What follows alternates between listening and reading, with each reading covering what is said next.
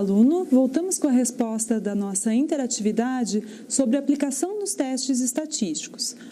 Então, a alternativa correta estava na resposta na letra E, onde nós tínhamos lá que para comparar os valores correspondentes ao desempenho no teste de flexibilidade de um mesmo grupo antes e após um período de treinamento, então após uma intervenção que foi realizada, nós temos como correta a aplicação do teste T pareado. Não esqueça das duas condições que são necessárias para a aplicação desse teste, do teste T pareado. Nós precisamos ter uma amostra de dados nas duas situações, no antes intervenção, que antecede a sua intervenção, e após a intervenção, tendo o mesmo tamanho. Então, eu preciso ter, de preferência, os mesmos indivíduos sendo comparados nas condições antes e após treinamento. Se eu tenho uma condição de 10 indivíduos sendo avaliados, posteriormente eu vou ter esses mesmos 10 indivíduos sendo avaliados novamente. Eu preciso de um número amostral idêntico. E eu também preciso que seja feito o pressuposto de normalidade de distribuição dos dados. Os dados precisam apresentar uma distribuição normal, como nós vimos anteriormente. Bom, vamos falar agora sobre teste T para amostras independentes. Esse tipo de teste, ele é utilizado quando eu quero comparar uma característica comum, nesse caso uma variável comum, e eu vou comparar essa variável comum entre dois grupos que são diferentes, dois grupos independentes. E uma condição muito importante para a aplicação desse teste é que um sujeito não pode pertencer aos dois grupos simultaneamente. Vamos para um exemplo para ficar mais claro. Então, nós temos um grupo de indivíduos saudáveis e um grupo de indivíduos com alguma patologia. Nós temos um grupo de indivíduos que se exercitam e um grupo de indivíduos que são sedentários. Um mesmo indivíduo ele não pode ser ao mesmo tempo sedentário e se exercitar. Vamos para outro exemplo. Nós temos a comparação entre corredores e entre triatletas. Um triatleta, claro que ele vai correr, mas ele não está nesse grupo de corredores específicos. Então, ou ele está no grupo de triatletas, ou ele está no grupo de corredores. Ficou clara essa comparação para você? Então, teste T para amostras independentes. Eu preciso de dois grupos que são diferentes entre si. Além disso, nós vamos comparar, então, média desse grupo. Então, eu preciso daquele cálculo da média em cada uma das situações. Eu tenho um número de variáveis lá, tenho um número de indivíduos pertencentes a esse grupo, vou calcular essas médias e vou comparar essas médias entre si. Bom, outro pressuposto importante é que seja feita a distribuição normal dos dados. Existe um pressuposto de normalidade de distribuição dos dados. Feito isso, nós vamos para outros dois exemplos de aplicação desse teste. Então, nós temos lá no exemplo 1, acompanhe comigo a leitura. Comparação da altura de salto vertical de uma amostra composta por jogadores de basquete com uma amostra composta por lutadores de judô. Então, qual é a variável de comparação aí? Nós temos lá a altura de salto vertical. Essa é a característica comum que nós queremos comparar. E aí, os dois grupos independentes são os praticantes, os jogadores de basquete e os lutadores de judô. Dois grupos independentes entre si. No exemplo 2, nós temos lá a comparação da força máxima do grupo muscular do quadríceps de atletas halterofilistas com atletas jogadores de futebol. Então, a variável, a característica de comparação aqui é força muscular, força máxima do grupo muscular do quadríceps. E aí, os grupos que eu quero comparar são os atletas halterofilistas e os jogadores de futebol. Ficou clara essa noção? Então, eu preciso de dois grupos que sejam diferentes entre si. Vamos falar agora sobre outro teste estatístico importante. Teste de análise de variância, também conhecido como ANOVA. Quando que eu utilizo esse teste estatístico específico? Vamos supor que eu, ao invés de ter dois grupos agora, eu tenho 4 grupos para estabelecer a comparação. Eu poderia aplicar testes estatísticos do tipo teste T, 2 a 2, comparando sempre duas amostras.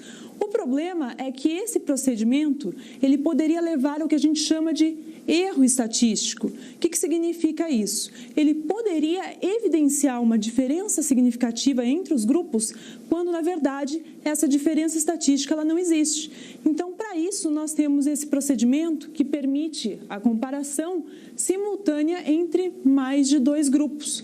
Então, quando eu tenho 3, 4, 5 grupos para comparação, eu posso utilizar o teste da análise de variância. Bom, então, temos que esse procedimento, esse teste estatístico, ele permite a identificação de diferenças significativas, ali, manter o controle, ele mantém o controle da variável. O que isso significa? Ele faz com que você tenha um poder estatístico. O que é esse poder estatístico? Esse poder significa que você tem ali um nível de significância que é exigente, que é exigido para o teste estatístico, e aí você consegue estabelecer uma comparação adequada, incorrendo a um número menor de erros para a aplicação do teste estatístico. Nós temos nesse tipo de procedimento fatores e níveis. Vamos para um exemplo para ficar mais claro. Vamos supor que eu queira comparar 4 métodos de ensino. Eu quero comparar o desempenho de alunos a partir da aplicação de 4 métodos de ensino. O método de ensino, nesse caso, é um fator. E aí eu tenho 4 níveis desse mesmo fator. Então, eu quero comparar uma variação, essa variação é chamada de fator, nesse exemplo, método de ensino. Vamos supor que eu tenha outro fator. Esse fator agora, ele pode ser nível de escolaridade. E aí eu quero comparar nível de escolaridade médio e fundamental.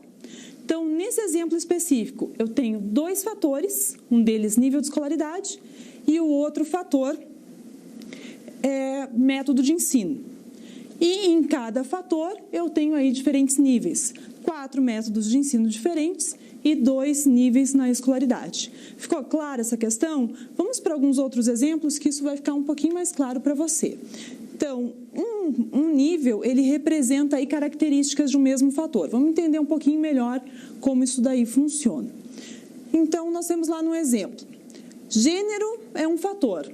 Com 2 níveis, nesse caso, nós temos ali masculino e feminino.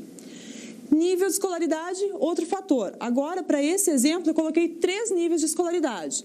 Ensino médio, graduação e pós-graduação. Nesse exemplo, então, nós temos 2 fatores, e em cada fator ali nós temos seus níveis específicos, sendo 2 para o fator gênero e 3 para o fator nível de escolaridade.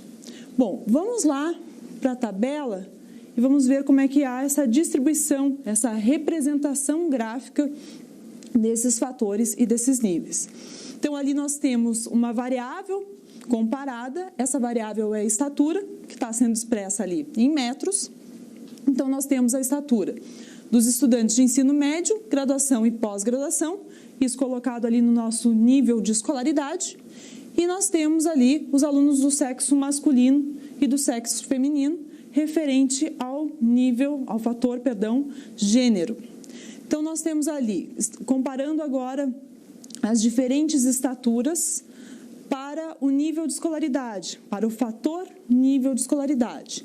Nós temos lá, masculino ensino médio, 1,78, graduação, 1,8, pós-graduação, 1,79. Então, você compara o nível de escolaridade a partir dessa comparação entre seus 3 níveis. Você compara o nível de escolaridade, que é um fator, e seus 3 níveis correspondentes. Se eu for para o feminino ali, nós temos a comparação para esse fator nível de escolaridade, 1,62, 1,65, 1,64. Se eu comparar essas estaturas, nós podemos observar que não há diferença significativa entre as estaturas, considerando o nível de escolaridade. Agora, se nós formos estabelecer essa comparação entre a estatura, considerando o nível gênero, a nossa resposta é um pouquinho diferenciada. Observa ali.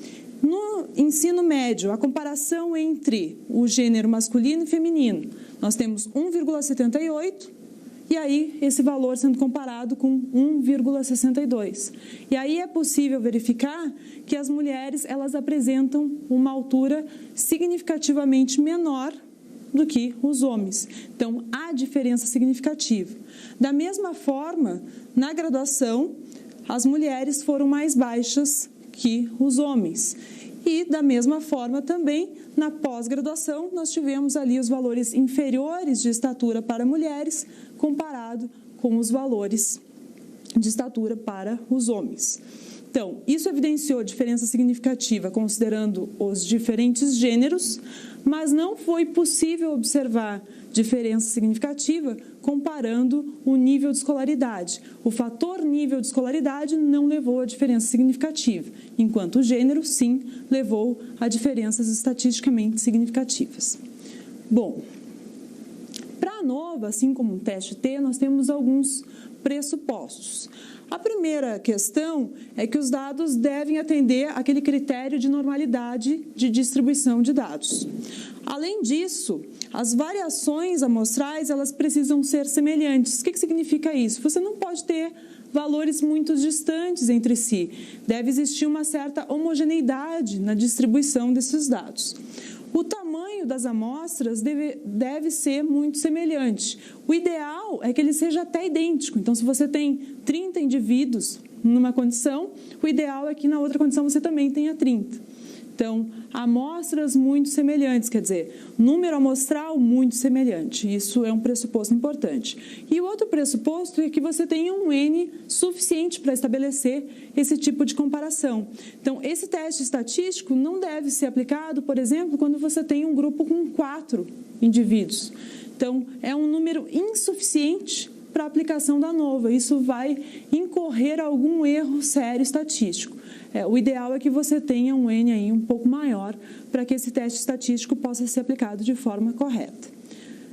Falando agora de um outro teste estatístico, o teste de Friedman, ele é utilizado em condições semelhantes à ANOVA, quando você tem mais de 2 grupos. Mas esse teste estatístico ele é utilizado quando você não atende aqueles critérios de normalidade de distribuição dos dados. No caso, você não encontrou normalidade, então você tem dados que não são paramétricos, e aí você vai estabelecer essa comparação entre dados não paramétricos por meio do teste de Friedman. Esse teste de Friedman, ele ordena os resultados para cada um dos casos e depois calcula uma média das ordens. E aí essas médias elas são comparadas aí para investigar se houve ou não diferenças estatísticas entre os grupos avaliados. Ficou clara essa questão para você? Bom, então vamos agora ao nosso momento da interatividade. Acompanhe comigo a leitura. A partir da aplicação da ANOVA, os dados abaixo mostraram diferença entre os gêneros, mas não entre a escolaridade. Nós vimos isso no exemplo, né? O que isso significa? É a mesma tabela que nós mostramos anteriormente. Letra A. O fator gênero foi determinante para as diferenças observadas. Letra B. A escolaridade é um nível e o gênero é um fator. Letra C. O fator gênero não é importante. Letra D. O fator escolaridade foi mais importante. Letra E. Gênero e escolaridade são níveis. Eu vou te dar um tempo para pensar na resolução dessa questão e nós voltamos a seguir com a resposta. Até mais.